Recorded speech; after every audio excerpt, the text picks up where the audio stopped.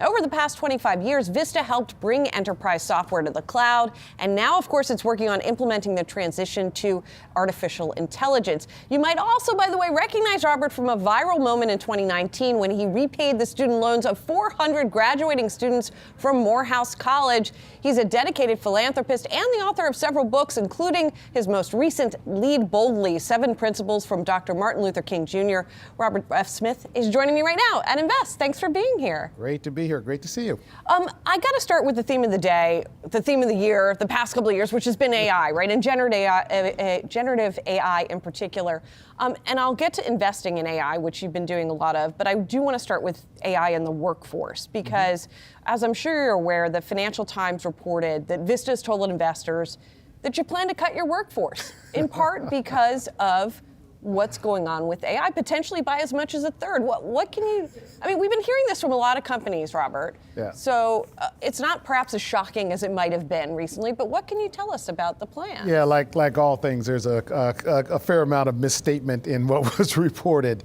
But with all that being said, Gen AI and ultimately agentic solutions create massive productivity. You know, we have over the last 25 years at Vista really embraced technological change in how we transform our portfolio companies and of course Vista in and of itself. You know, we've gone through multiple waves of the digitization of everything in many cases, and you think about the distribution first of compute, the Internet of Things, mobile first, cloud, and now we have a new technology, artificial intelligence, utilized through Gen AI and of course agentic solution sets. What we are finding is a massive amount of productivity that comes, not surprisingly, from all aspects of what this technology distributes off the infrastructure that we are managing. If you think about productivity in product development and customer service, customer support, go-to-market, all those dynamics, we're seeing massive productivity. We are built for growth as a firm. We're going to continue to grow. What's interesting is as you grow, you can actually grow without adding as many people, which is the way you actually have to think about this. Now, in certain instances, there are going to be certain categories of jobs that become very much affected by artificial intelligence and Gen AI. Other categories become very much more enabled by that. And so it's a balance of expression and expansion as you get these systems to actually operate at scale with capacity. And part of what we've been leaning forward in doing with all of our portfolio companies is we've built out now an agentic factory. We have some fantastic partners. We're now able to take the architecture of these workflow systems called enterprise software, the unique data sets, which less than 1% of the data in enterprises actually exist in these foundational models, and actually create agentic solutions that create highly efficient dynamics in operating through these existing workflows. That's a unique aspect that enterprise software companies can actually embrace. The value of incumbency is really going to matter in certain of these industries. So that productivity will actually absolutely make its way through the overall economy and of course private equity firms ultimately. Right. We have unique workflows in private equity firms that we can actually leverage these solutions. Okay, so what did that story get wrong then? I mean, because all of that would indicate that you're pushing towards a leaner workforce potentially, or as you say, maybe deployed in different ways. Yeah. So what did it get wrong? We are not reducing our staff by 30% or whatever the number was. I don't know where they got that from. Are you planning to slow hiring as a result of all of this? In certain areas, yeah, for sure. But you know, when I look at the work that we do in our private equity business, our credit business, our value creation business, massive amount of opportunity, and here's why. You know, if you think about the waves of how technology have played out in over decades, you know, the first wave, of course, is typically I call it the hardware providers capture the vast majority of the economic benefit. Second wave typically are what I call the service providers, infrastructure providers, in this case, hyperscalers capture that benefit. And you're seeing that play out. It is the enterprise software vendors ultimately that if you have, I call it sovereignty and dominion over workflows and data sets, that have the ability to take this agentic solution sets and capture massive amounts of economic rent opportunities. It expands their TAM dramatically. One of our companies, one of our first companies that went through our AI factory, our agentic factory, it now has expanded a market now 10x what they had before. Now, the way I like to say it, Gen AI will enable enterprise software to eat services. Okay, it will create a massive amount of efficiency in the work that it does and workloads, and we are now installing these systems real time across literally hundreds of customers, and it's non-trivial work. But as you do the installations, we're actually starting to see the benefits of it. Of course, we're taking those same sort of systems, and we have been within Vista and saying, okay, what are the areas within a private equity firm that we can leverage so that our people can become more productive, they can expand their area of their TAM of opportunity. And the good news is the enterprise software market right now has a disproportionate valuation relative to, call it, the AI groups. That as you make these agentic and AI enabled, I think these businesses are going to create massive upside and opportunity for our investors. That's what we're focused on. So there's so many threads to pull on in there. I guess I'll start with the valuation question first. Do you think that publicly traded AI is in a bubble? So it's an interesting question in that, you have to build out infrastructure. And again, being a student of history around as an investor, you have to be. It took massive amounts of capital to build out the infrastructure that we benefit from now. You remember the global crossings of the world, building out cable and fiber. And some of those companies went bust. There was in a bubble. Some of those companies ended up being the winners because they built at the right time, right capacity, and the needs and demands of what the market. Although in some cases they took decades to come back in some cases. Stock prices. Absolutely. So those are the dynamics. Everyone we're putting trillions of dollars into an infrastructure that is a question of, do you have enough power to support it? You argue, is there a bubble because it can't support it with the power? There's an argument around that. Are there enough component parts? Is there enough distribution? Are those component parts that we are looking at today going to actually give the power demands that are required? We're hearing, of course, there are other solution sets that have lower power by a tenth of what we're seeing. So do you need the same sort of power? So all of those are market dynamics that have to reach certain points of equilibrium over time. Where we focus, again, all of that provides infrastructure for enterprise software. At the end of the day, what we're going to be doing is utilizing inference. You can put it in the form of tokens, utilizing inference to create massive economic rent and productivity for our customers. That will all inure to the benefit of those enterprise software vendors who become agentic. So there are going to be ebbs and flows over who is actually capturing what value, what period of time. Certain folks will have monopolistic positions for short periods of time, and then others will come up with, like an all silicon, different solution sets that will be lower cost, suit to purpose, different infrastructure. Do you have to have it all centralized? Can you do it at the edge? In terms of the inference capabilities, do you need 1 gigawatt power supply, or do you need 50 megawatt to do certain inference for certain use case applications? And is that more suitable for that use case application? So we're going to go through those waves, and some parts of this market are in bubbles, and other parts are very much in a great investable space. Do you think that power is going to be the main constraint on the build out of AI in the shorter term? In the short term in the U.S., yes. I think in other parts of the global economy, they have an excess of power, relatively speaking. The question is, can they utilize that power to actually power Gen AI or agentic or data systems or GPU data centers in a way that is accessible and usable for those who need it? So again, there's not only the power dynamic, there's accessibility, what are the requirements of latency, and what are the size of the models for the use case and application. Not every model needs a massive LLM. Some will be able to use some small language model in an environment to deliver a high capacity solution for that particular industry. So again, it's early, it's a lot, but it has massive implication and massive productivity. So we're excited to be a part of what I call the edge of this thing, which ultimately is the enterprise software will capture benefits. We built these businesses now. We were converting, I think we have 18 of our companies now that already have agentic solutions in the market that are getting installed or have been installed and seeing real results. And I am just really excited. I've never been more excited about investing in enterprise software than I am today. And you're probably fortunate to be on the private side of the space right now, perhaps. I was taking a look at some of the returns in the public markets. Because when we talk about AI in a bubble, we're mostly not talking about enterprise software companies, right? So I was like, HubSpot, Atlassian, Salesforce, all of them have been hammered this year. All of them are down pretty sharply this year. And the perception in some of these cases is that Gen AI is going to replace rather than augment. So do you think that is a risk? Is it a risk for any of your businesses? I mean, it sounds like you said you're very excited about the opportunity. Very but excited. At the same time, what's the risk? Yeah, I've stated to our investors, enterprise software, I believe, ends up in 3 states. There is agentic, rule of 70, and no right to exist.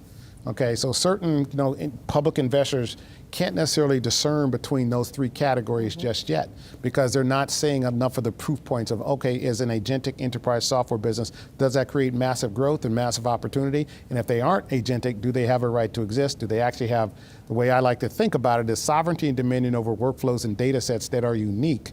Less than 1% of enterprise data actually exists in these large-scale models. So if you actually have that capability, incumbency matters. And if you build agentic solutions around the workflows, that matters. If you don't have that as an existing construct, there's going to be some challenges and some problems. Who actually has the proprietary access to the workflows? And are those workflows designed in a way that you have to do certain things that you can't do in an agentic world or in a open world which says, hey, listen, we need regulatory compliance, we need all these sort of aspects that create an agentic workflow within those environments. If you do that well, you have a right not only to exist, but to thrive and to actually expand what is your addressable market. If you haven't done certain of those aspects in building out your infrastructure and having, again, the sovereignty and dominion of the workflows and data sets, you may not have a right to exist.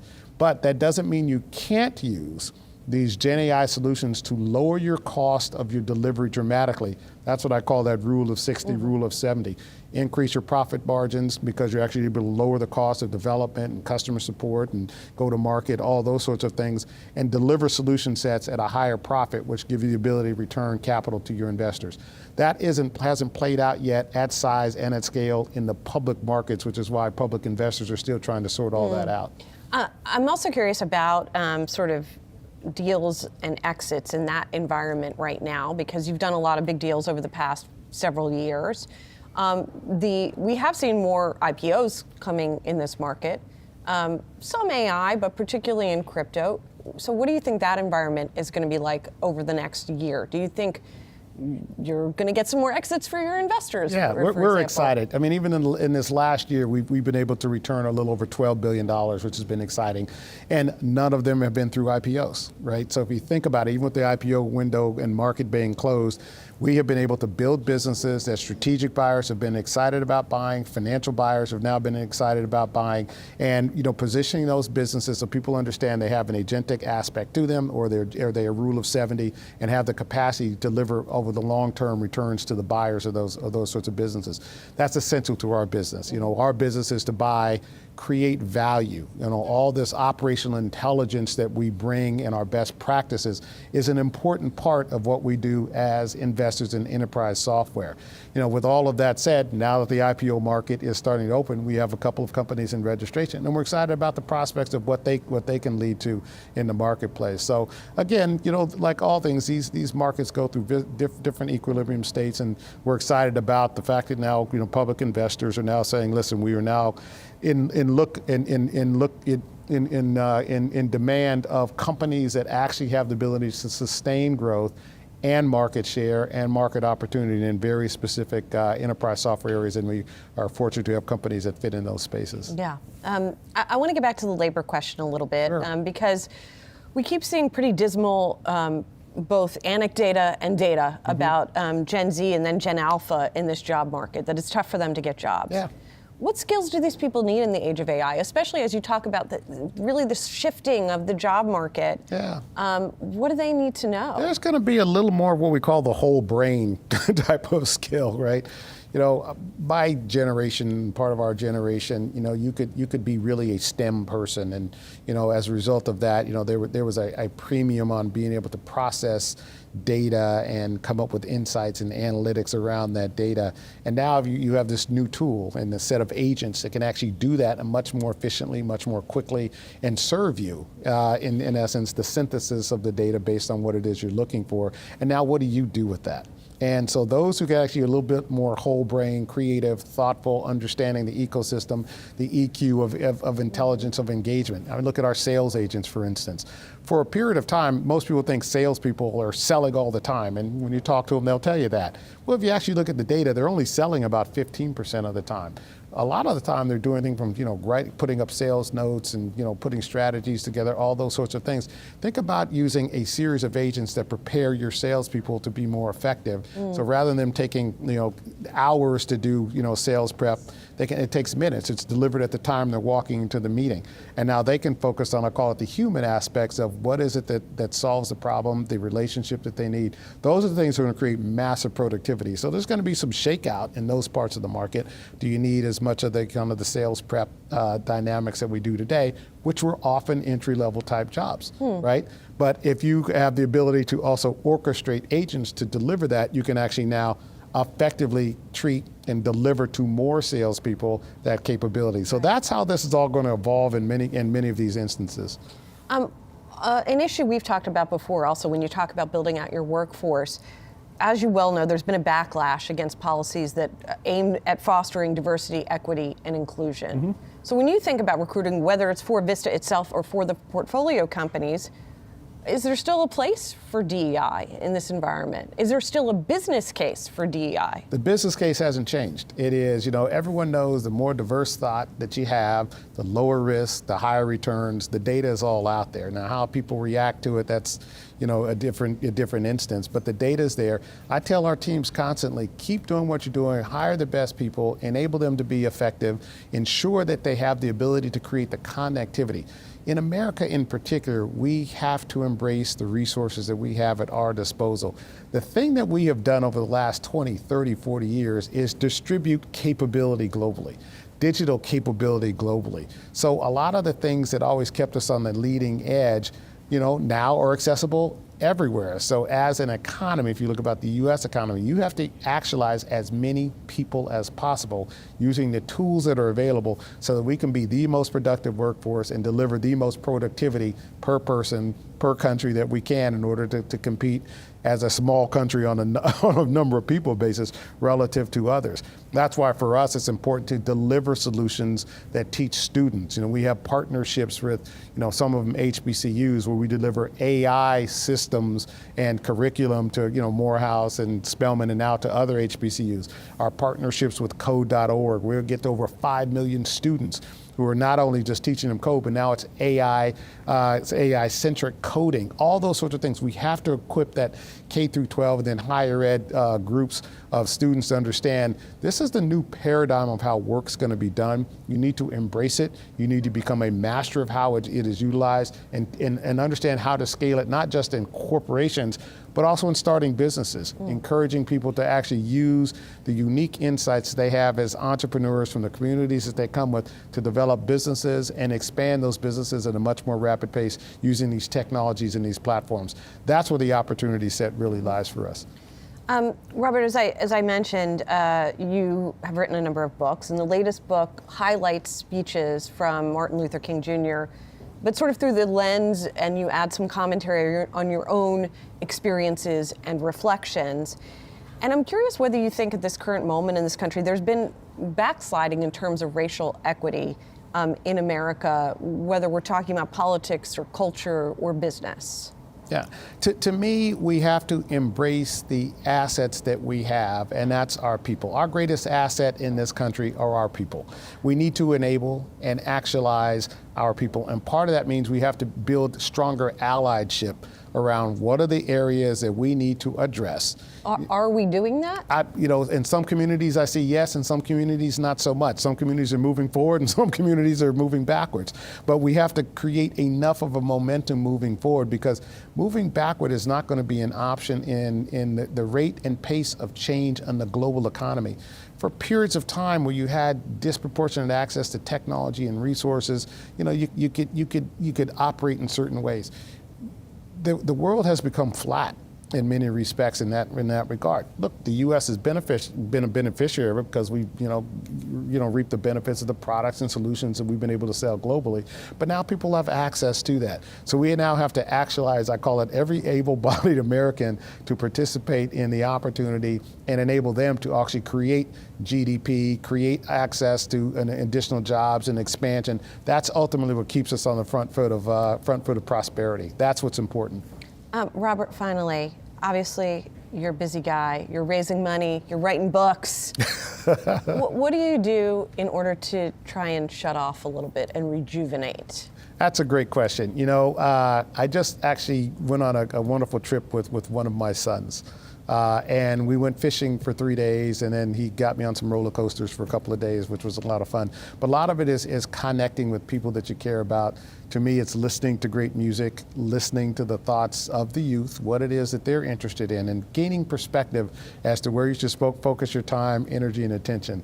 And when people ask, you know, well, how do you spend that incremental moment? It's usually listening to music and trying to plan a fly fishing trip with one of my children. That's the second fishing answer I think we've gotten today. What kind of music are you listening to? Right now, John Batiste is my guy. Oh, he's just amazing. Love it. I think he will go down as the greatest musician of his generation. So I'm excited to participate with him in that You venture. and I are on the same page. Outstanding. On that one. Thank you so Good, much, Julie. Always Robert. good I to see really you. appreciate it. Great to see you.